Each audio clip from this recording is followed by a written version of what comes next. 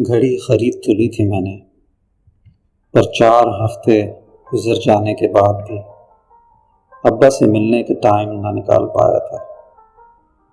ابا کو برانڈڈ چیزوں کا شروع سے شوق تھا، اسی لیے میں نے پورے 5,999 کی سوئس واچ اپنے سٹی بینک کے ماسٹر کارڈ پر خرید لی تھی۔ اور یار یہ 999 یا 99 کا چکر آج تک میری سمجھ میں تو نہ آ سکا۔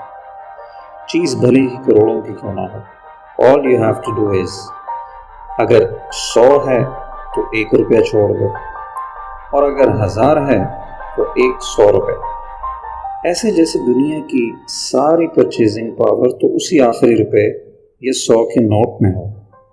اور چونکہ کاروباری حضرات تو بہت ہی خدا ترس ہوتے ہیں، تو گویا ترس کھا کر یہ زیادہ طاقت والا روپیہ یا 100 کا نوٹ وہ بس ہم غریب اور بے وقوف کسٹمرز کے لیے وقف کر دیتے ہیں۔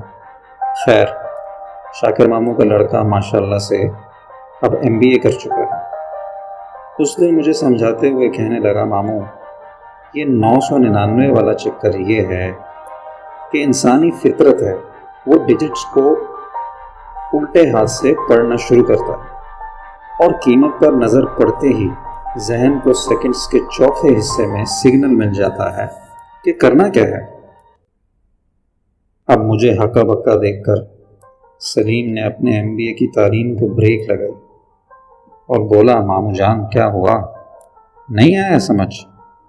اچھا چلے میں آپ کو دوسرے طریقے سے سمجھاتا ہوں۔ دیکھیں، اگر آپ کسی مال میں جائیں اور آپ کو 2 گارمنٹس کی دکانیں نظر آئیں اور آپ کو شرٹس لینی ہوں، ایک دکان پر لکھا ہو کہ 3 shirts only for 999، جبکہ دوسری دکان پر یہ لکھا ہو کہ 3 shirts only for 1000، تو آپ فی الفور کس دکان کا رخ کریں گے؟ چونکہ اب بچے کی بات مجھے سمجھ آ چکی تھی، اسی لیے میرے منہ سے بے ساختہ 999 والی دکان ہی نکلا۔ خیر، یہ ہم کس بحث میں پڑ گئے ہیں؟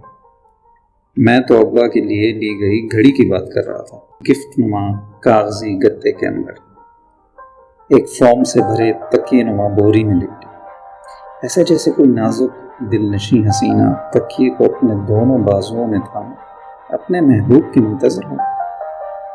ویسے تکیے سے یاد آیا، گھڑی سے تکیے کا لینا دینا کیا ہے؟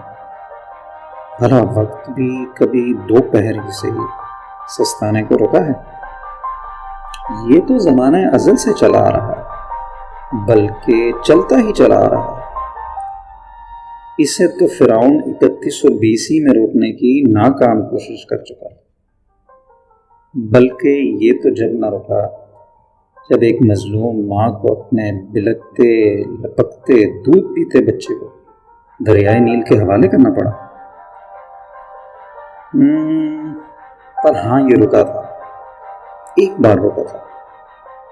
اگر میں اس کتاب کا تھوڑا سا بھی مطالعہ کرنے کی کوشش کروں جو پچھلے سال 29ویں روزے کی شام کو چوم چاٹ اور لپیٹ لپاٹ کے بچوں اور بزرگوں کی پہنچ سے دور سب سے اوپر والی شیلف میں قید کرتی گئی تھی، تو پتہ چلتا ہے کہ یہ وقت رکا تھا ان کچھ برگزیدہ پاک دامن جوانوں کے لیے جن کو شاید اصحاب کہف کہا جاتا ہے۔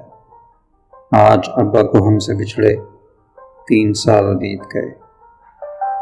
جب بھی کبھی پرانے صندوق میں پڑے اس گھڑی کے ڈبے پر نظر پڑتی ہے تو آنکھوں کی نمی گالوں کو رستہ بناتے ہوئے قمیص کے دھاگوں میں گم ہو جانے کا ناٹک کرتی ہے،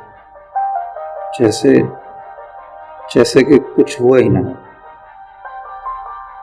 دوستو، گزارش اتنی سی تھی کہ زندگی میں خواب دیکھنا اچھی بات ہے، مگر اپنے خوابوں کو اتنا خون نہ دیجیے کہ وہ زندگی کی بڑی بڑی حقیقتوں کو ہڑپ کر جائیں۔